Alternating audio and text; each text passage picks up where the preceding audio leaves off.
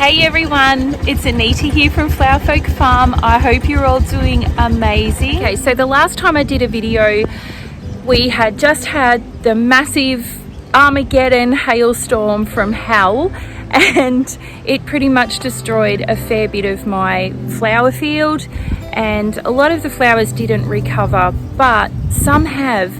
And I thought what I'd do today is take you for a bit of a tour and show you just some of the survivors, and also give you a bit of an idea of what's going on down in the community garden, which also got damaged in the process. When this first happened, I thought for sure we weren't going to get any veggies this season. I thought that this was pretty much it, and I was pretty devastated.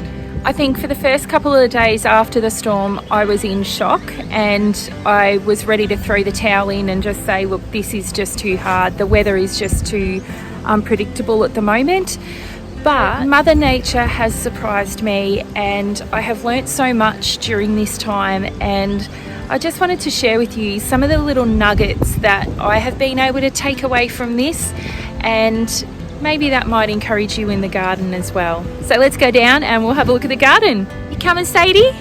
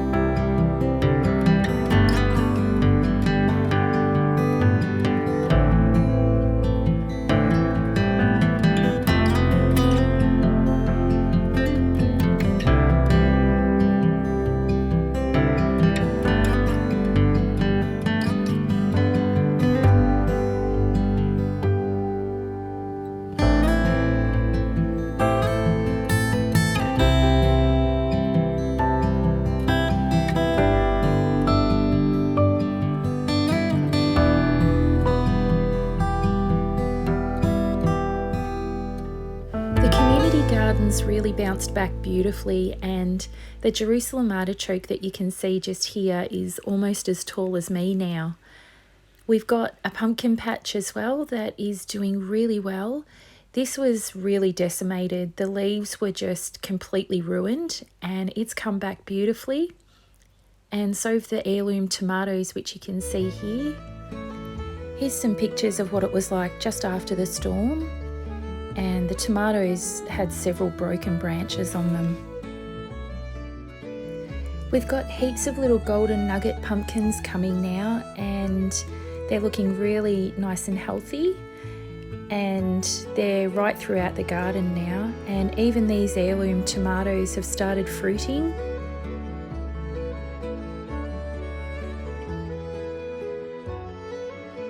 These are my Brandywine heirloom tomatoes, and I've got them growing up a teepee that I made out of just some recycled branches. The lettuces are growing really well now, and look at all our grama seeds that we planted. They're looking amazing. So you might remember the freak hailstorm that we had 3 weeks ago. Since this day, I've been working so hard to nurse back the surviving plants, as well as plant more seeds and seedlings to replace the ones that didn't survive.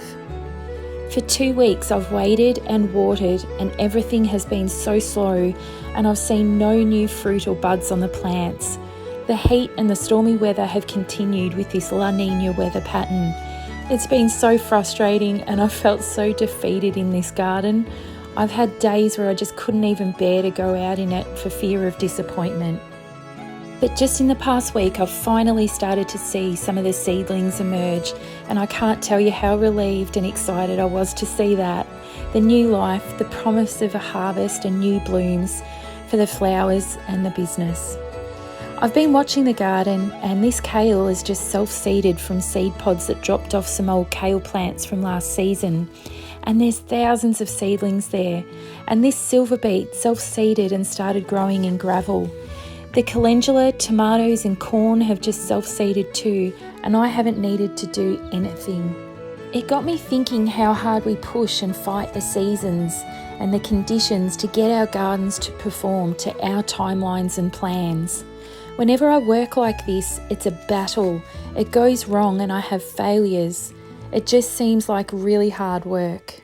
But then I see Mother Nature. She knows the right conditions and the temperatures, and everything just emerges so effortlessly without the toil and the hustle from me. It grows in places I wouldn't choose and takes off in its own time and thrives in places I never think possible. What a humbling thing to experience, that nature doesn't really need me to toil for it. It's quite capable of doing everything it needs in its own time. I just need to be patient. I think our lives are like this too.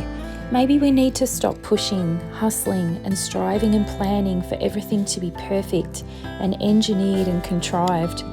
Maybe as we journey, God gently positions our hearts and priorities to where they should be, and we effortlessly bloom into all that we are meant to in the right time and season.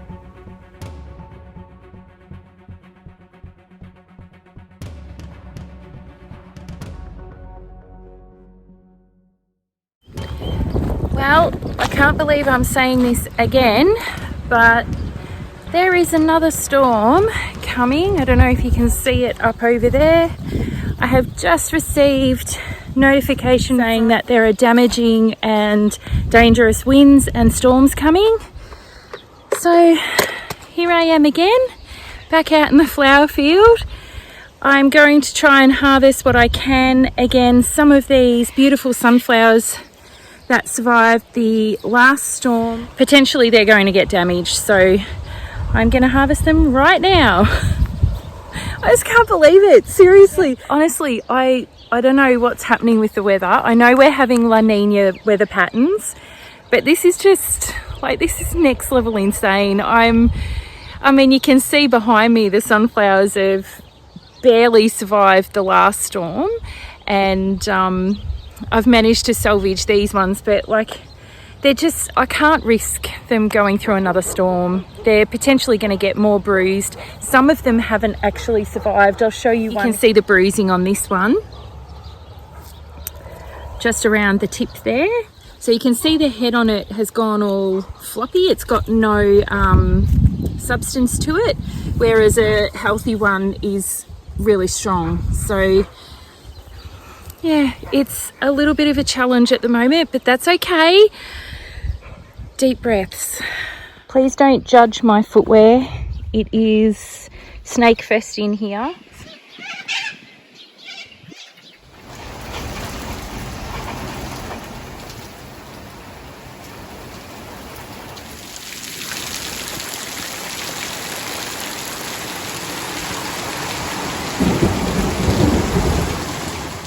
Okay, well, that escalated quickly. I am now sitting out in the car and I'm charging my phone because we've now had a power outage.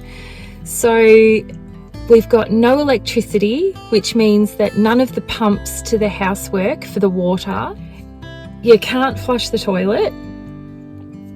You can't charge your phone. You can't get water from the tap. And you have no internet.